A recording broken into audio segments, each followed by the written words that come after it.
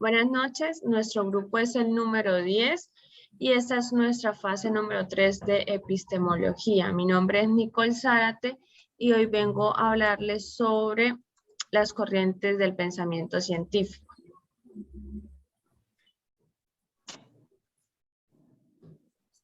Entonces, a lo largo de la historia, la razón se ha desarrollado de manera suficiente que le ha permitido al hombre llegar a un saber, lo que aprueba el poder de cuestionarse y no ha dejado de inquietar su mente y su corazón. A raíz de esto se crea la ciencia con el objetivo de apreciar juicios, exigir razones, provocar argumentos a fin de establecer su validez de conformidad con las leyes que rigen el pensamiento humano. Los procesos mediante los cuales opera la única facultad que le ha sido dada al hombre para indagar la verdad.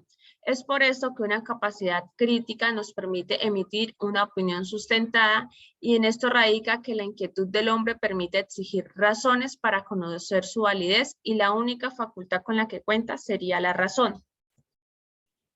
Epistemología.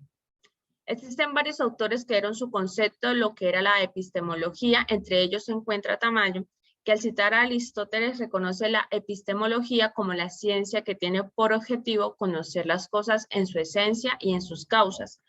Por otro lado, Piaget indica que el estudio del pasaje de los estados de menor conocimiento a los estados de un conocimiento más avanzado. Por su parte, Siberio y Watzlawick, epistemología deriva del griego episteme, que significa conocimiento, es una rama que investiga los fundamentos límites de la cotidianidad del sujeto. Mardones, por su parte, decía que al considerar la epistemología como la ciencia que no impone dogmas a los científicos, sino que estudia la génesis y la estructura de los conocimientos científicos. Según la posición de los anteriores autores, se define que por medio de estas podemos observar una conciencia histórica y reflexiva. Desde los argumentos racionales, no se trata solo del estudio de una disciplina, ya que se trata de una práctica continua y móvil. Aunque se rija por leyes, es muy importante la interacción que se puede dar con otros. El origen y la evolución histórica de la visión del mundo. Existen diferentes versiones que hablan de la ciencia, que la ciencia se desgajó de la filosofía, que la filosofía nace de saberes y prácticas científicas ya establecidas. Los enfoques filosóficos se adentran en las actividades investigativas, ya que no se puede omitir que la fenomenología y el positivismo han dejado huella en la investigación en los últimos 150 años.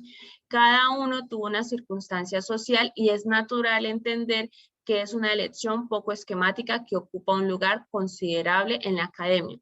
Independientemente de las divergencias, es evidente que a través de la historia ha coexistido en un cambio recíproco de creencias. Una de las regiones del saber donde este llenado recíproco se manifiesta es en la concepción del método científico y muy en especial en la ciencia que estudia la sociedad humana.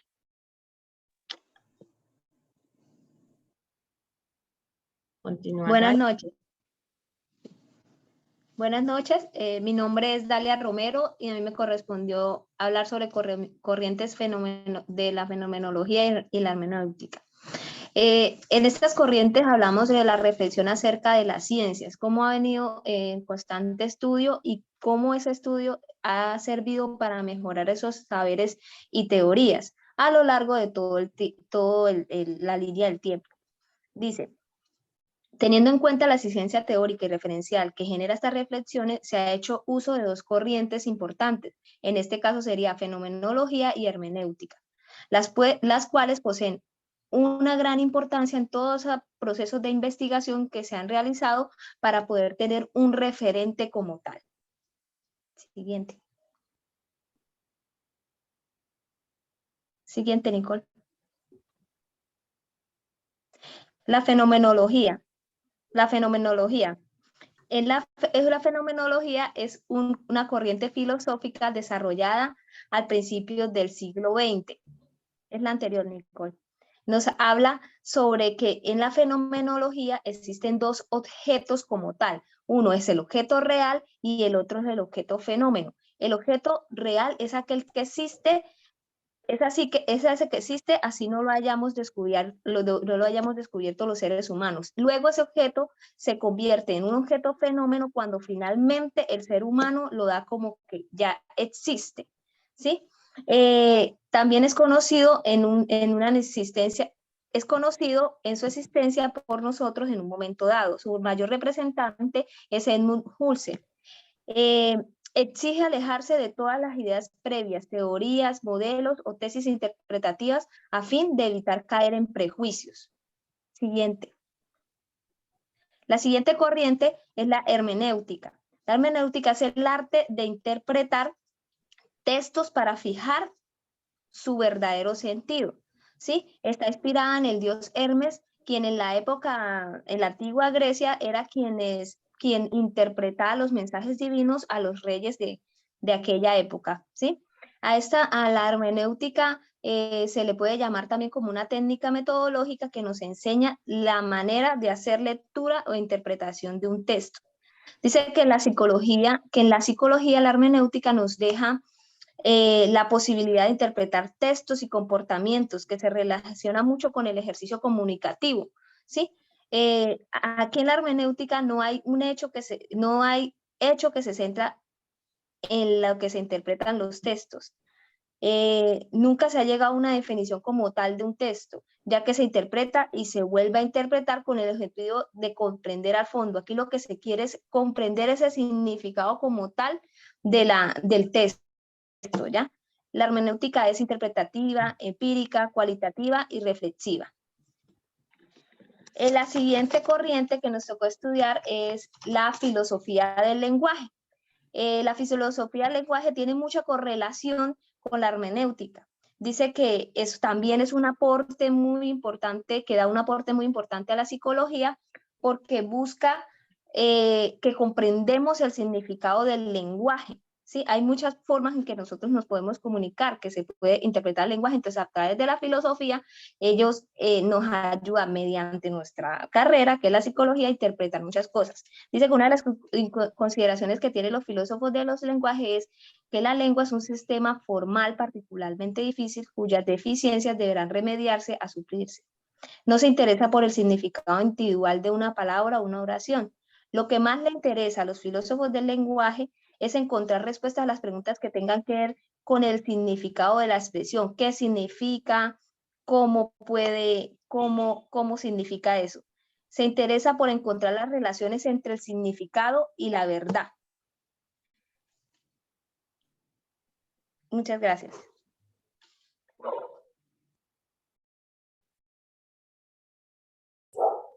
Buenas noches, mi nombre es Daniel y yo vengo a hablar sobre Popper y el falsacionismo. El falsacionismo, pues, que su palabra podría ser un poco confusa, no tiene nada que ver con falsificar. Es una corriente epistemológica fundada por el filósofo Karl Popper, con el que busca refutar o falsacionar las teorías científicas de investigación, descartando o rechazando el verificacionismo como el método de verificación de teorías científicas, dado que su tesis central se basa en que no pueden haber criterios científicos últimos, sino que siempre están sujetos a cambio. En el transcurso del tiempo, pues, estos conceptos pueden ir variando. Siguiente diapositiva.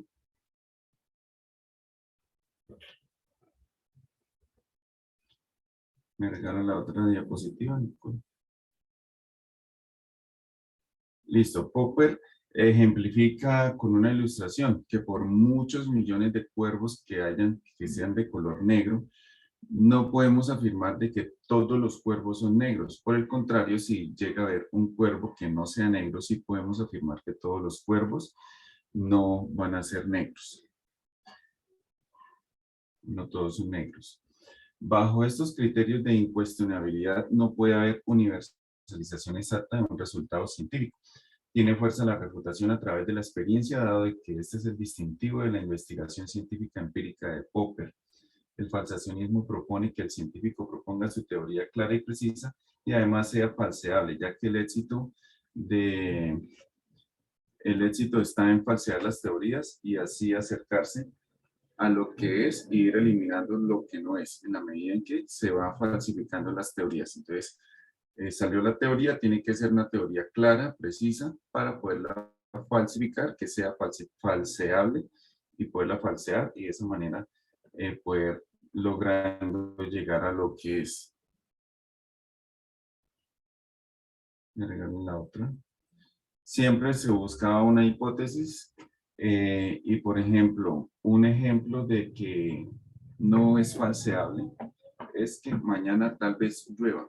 No estoy afirmando nada, por tal motivo no la puedo falsear.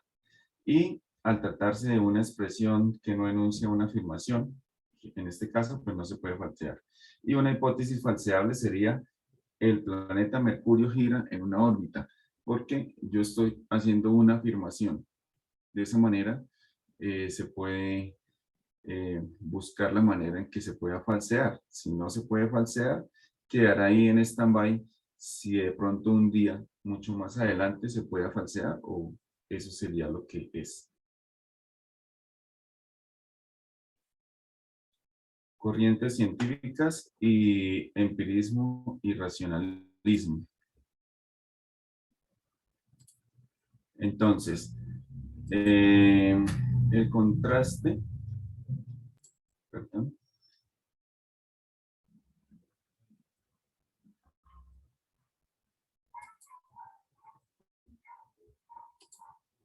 Bueno, estas dos corrientes fueron dos fuerzas filosóficas que existieron sobre el mismo tiempo, sobre el siglo XVII a finales del siglo XVIII. Cada una de las dos corrientes representaba fueron dominantes en distintos ámbitos geográficos. Cada una tenía su manera distinta de pensar. El racionalismo controló la ciencia y el pensamiento en el continente europeo. El máximo representante fue Descartes. Y entre esos, pues, hubieron algo otros científicos. El empirismo hizo lo propio en las Islas Británicas, extendiéndose posteriormente en las colonias de América.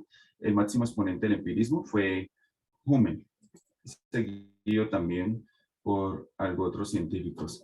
Estos tuvieron algunas diferencias en su estructura como tal. Principios del conocimiento. Entonces, el empirismo, el racionalismo, creía en la razón, que es el principio del conocimiento, y todo proviene por la razón. Y el empirismo, entonces, cree que todo proviene por parte de los sentidos.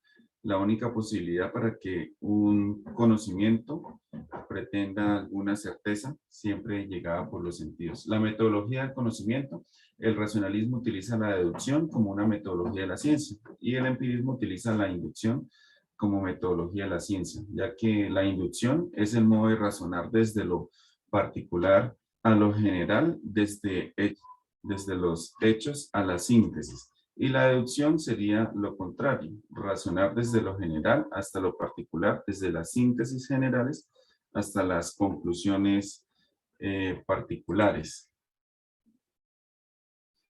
El ideal metodológico: entonces, el racionalismo utiliza la geometría como ideal metodológico, y el empirismo encuentra en la experimentación de los fenómenos el ideal metodológico. Las leyes científicas: entonces el racionalismo considera que las leyes científicas para tales tienen que ser universales y necesarias, siempre van a ser esas. Y el empirismo mantiene que las leyes científicas son generalizaciones a partir de una repetición. La ontología: entonces, los racionalistas tienen una ontología realista y racional, y el empirismo tiene una cosmovisión fenoménica.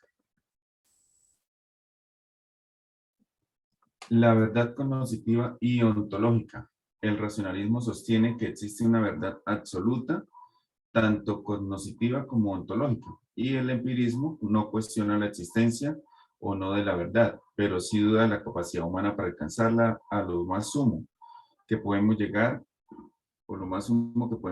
es a un conocimiento poco probable. La antropología: el racionalismo ve que la cualidad que diferencia a los seres humanos del resto de los seres es la razón, que los seres humanos tenemos razón y es la que domina el alma. El empirismo considera que lo corporal y lo sensible es fundamental para comprender bien al ser humano.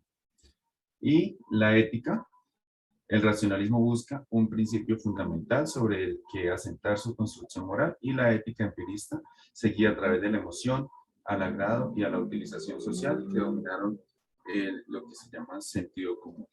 Muchas gracias.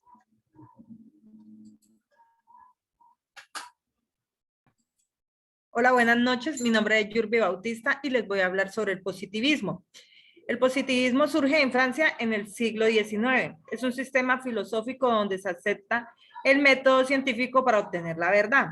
Se basa en el realismo ingenuo, donde se busca gran cantidad de información para lograr obtener la realidad, pero nunca se logra tener certeza de ella. Las características generales es la atención de los hechos, la aversión a las metafísica, reducción de la filosofía de la ciencia, hostilidad hacia los grandes sistemas y la idea del progreso. Los principales expositores del positivismo fue Henry Sand, que fue el primer defensor de la investigación, John Smith, el que hace la libertad de expresión y la felicidad como perspectiva, y Angus Comey, el creador de la ley de los 3 estadios: tecnológico, metafísico y positivismo. Pospositivismo. El pospositivismo es un método relativamente nuevo, donde se empieza a tener en cuenta al sujeto, es decir, se le da importancia a los siguientes factores: los valores, las creencias, la moral, lo sociológico, las buenas costumbres, la influencia comunes. Es lo al contrario del positivismo. En esto decimos que el positivismo versus a pospositivismo es: 1. En el positivismo, la ontología y la epistemología son fundacionalistas. En pospositivismo, la ontología y la epistemología son antifundacionalistas. 2. La realidad es objetiva, independiente de nuestras perspectivas, y en el pospositivismo, la realidad es subjetiva y no es independiente de nuestras percepciones. 3. En la relación sujeto-objetivo, la separación es clara, el sujeto es independiente, el objetivo. En el pospositivismo, en la relación sujeto no hay separación, el sujeto y el objeto se constituyen mutuamente. En el positivismo, la 4 es la lógica deductiva, versus al pospositivismo, la lógica es inductiva. En el positivismo, la realidad y su gama de elementos es objetiva, conocible, medible y comparable. En el pospositivismo, la realidad es socialmente construida. En el positivismo, los hechos son diferentes de los valores. En el pospositivismo, no hay distinción entre los dos hechos y los valores. En el positivismo, el poder del objetivo irracional. En el pospositivismo, el poder es subjetivo. En el positivismo, la metodología cuantitativa, estadística, teoría de los juegos, elección racional. En cambio, en el pospositivismo, la metodología cualitativa, técnicas etnográficas, antropológicas, descripcionales abundantes, narrativas culturales e históricas.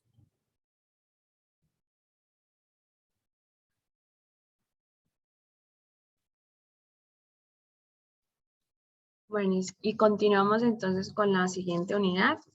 Vamos a hablar sobre la ontología de la psicología. En ella entonces, el significado de esta es el estudio del ser. Esta palabra se forma a través de los términos griegos ontos, que significa ser, y logos, que significa estudio. La ontología es una parte o rama de la filosofía que estudia la naturaleza del ser, la existencia y la realidad, tratando de determinar las categorías fundamentales y las relaciones del ser en cuanto ser.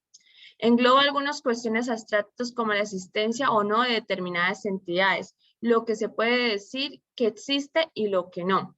Los filósofos de la Grecia antigua, Platón y Aristóteles, estudiaron que este concepto, que muchas veces se confunde con la metafísica, de hecho, la ontología es un aspecto de la metafísica que busca categorizar lo que es esencial y fundamental en una determinada entidad. La prueba ontológica o argumento ontológico es una de las pruebas o argumentos clásicos sobre la existencia de Dios, a partir de la necesidad de existencia que se le atribuye como ser infinitamente perfecto, empleando únicamente la razón. Es una disciplina filosófica que en sus inicios era interpretada como metafísica. Estudia el problema de ser, de las primeras causas en la ciencia de la realidad o de la existencia. Eso lo indicaba Ferrata. Mientras que para su creador, Christian Wolff, el término ontología tiene su origen en la filosofía, en donde se ocupa del examen de las propiedades de los seres, existencia. Concebía la existencia desde una explicación sistemática.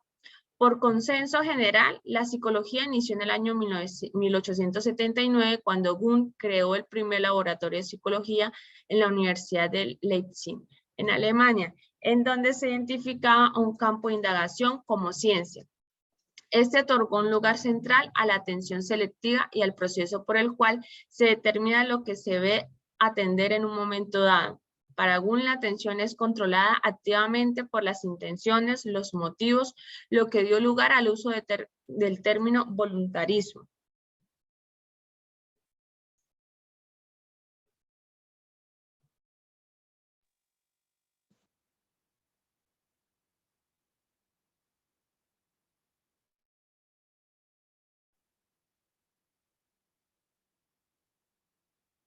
Siguiente. Sí, estoy tratando de pasar, pero creo que se bloqueó el computador. Deme un segundo, por favor, de solución.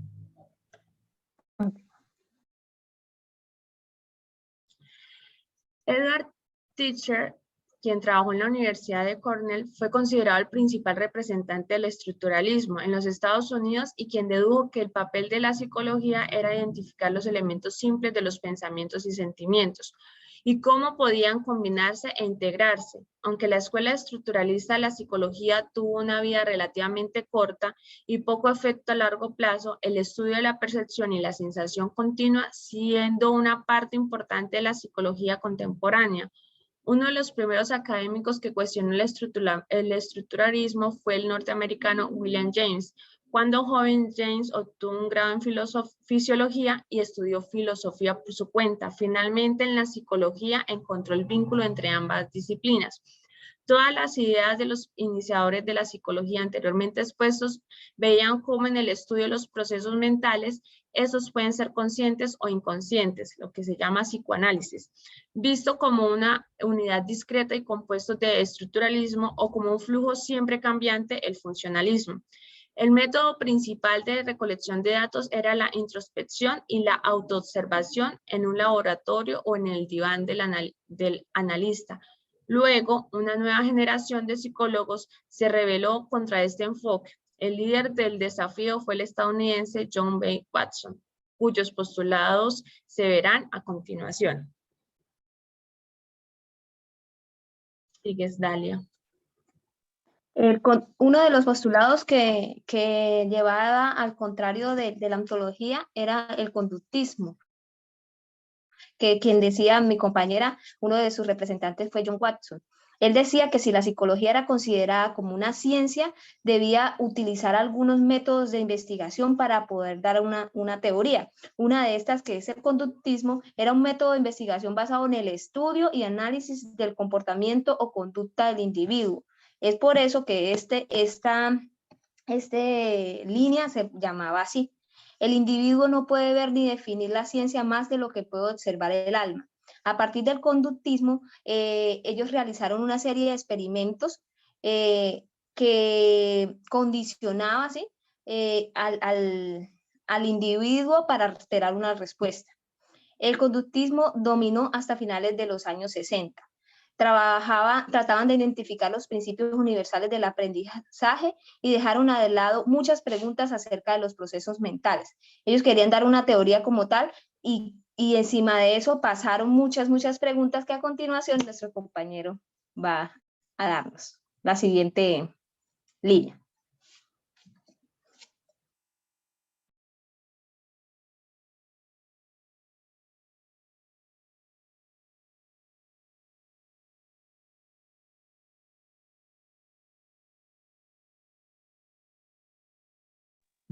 Daniel. Perdón, no, ya es el micrófono.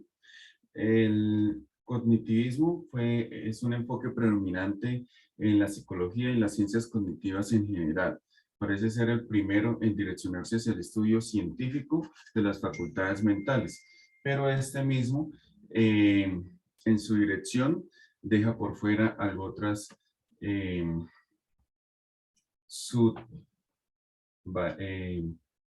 algo otras líneas de la psicología. Seguimos con la siguiente. Algunos componentes de la psique. Siguiente.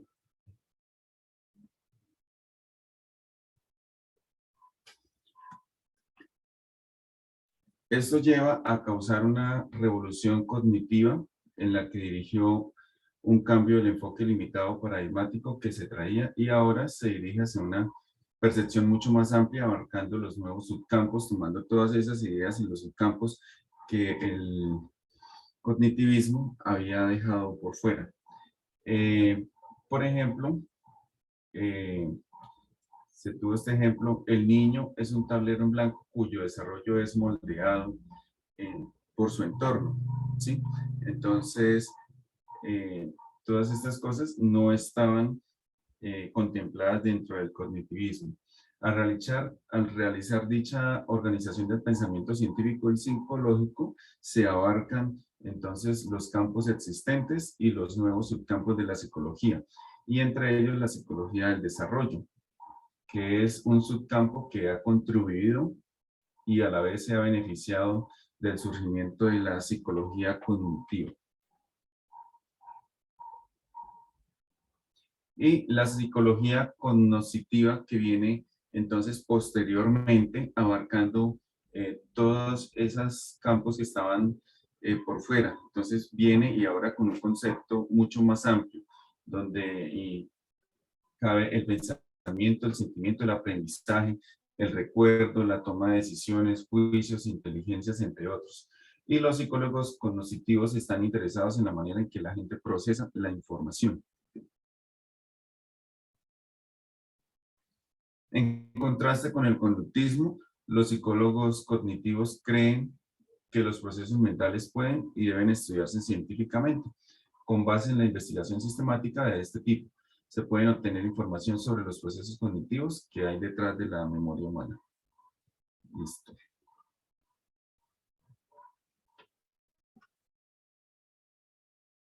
Bueno, los métodos de investigación en la psicología. La observación natural, el estudio del caso, encuestas, investigación correlacional, investigación experimental. En la observación natural es donde nos permite ver información conductual de primera mano, teniendo mayor probabilidad de ser exacta, es natural, espontánea y variada que las conductas. El método del estudio del caso nos arroja una gran cantidad de información descriptiva, detallada, la cual es útil para formular hipótesis. En el método de encuestas permite obtener gran cantidad de datos eficazmente. En el método de investigación correlacional permite aclarar las relaciones entre variables, permitiendo predecir la conducta. Y por último, el método de investigación experimental permite tener el control estricto de la variación, permite encontrar conclusiones acerca de las relaciones causales. Psicología. Bueno, psicología es el estudio científico del comportamiento y los procesos mentales. Listo, compañera. Bueno. Entonces, se considera que el mejor método de investigación es el método experimental, porque tiene la ventaja de ser objetivo, las ideas son concebidas en la investigación, tienen poco peso sobre los resultados. Este método da al alcance obtener datos seguros, fiables, certeros, cuando el fenómeno a estudiar lo permite. Bueno, muchas gracias. Ya hemos terminado nuestra presentación. Espero les guste. Feliz noche. Feliz noche.